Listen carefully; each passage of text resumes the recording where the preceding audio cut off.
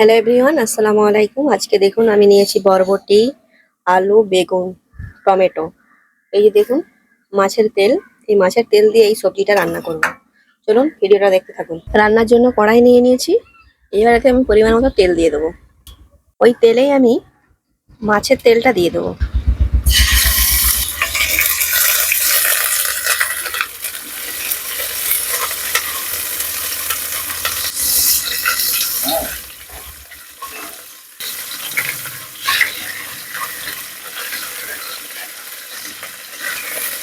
ওই তেলে এবার আমি এতে পেঁয়াজ কুচি দিয়ে দেবো।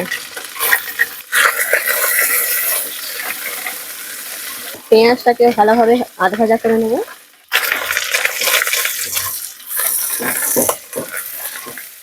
এইবার এই তেলেতে আমি সবজিগুলো দিয়ে দেবো।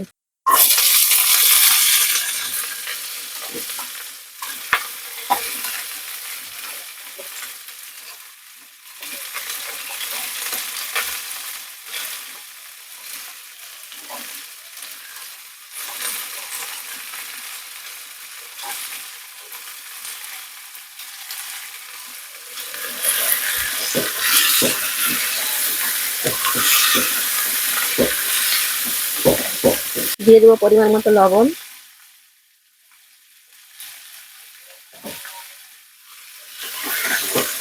একটা কাঁচা লঙ্কা, হলুদের গুঁড়ো,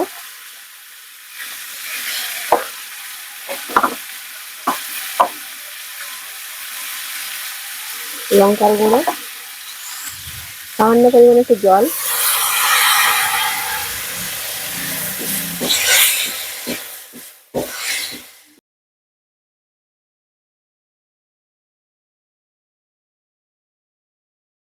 এবার আমি দিয়ে দেবো জিরে বাটা।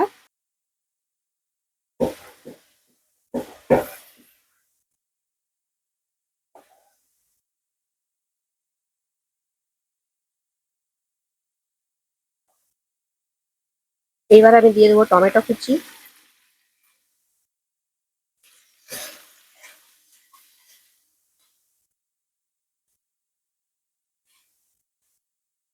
এইবার শেষে আমি দিয়ে দেবো বেগুনগুলো। বেগুনগুলো একটু বড় বড় সাইজের করে রেখেছি, কারণ ঘাঁটা হয়ে যাবে বলে।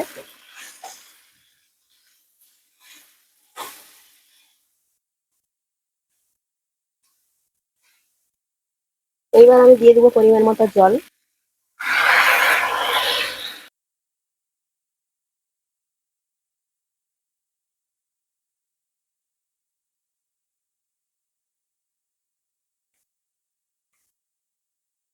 এবার আমি ঢাকনা দিয়ে ঢেকে দিলাম।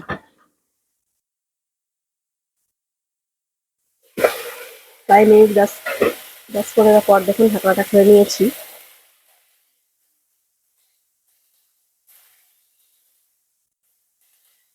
আলু সুন্দর সেদ্ধ হয়ে গেছে, বরবটিও সুন্দর সেদ্ধ হয়ে গেছে। এবার লবণটা একটু দেখে নেবো। লবণটা একদম ঠিক আছে। এবার আমি উপর থেকে ভাজা মশলার গুঁড়ো ছড়িয়ে দেবো।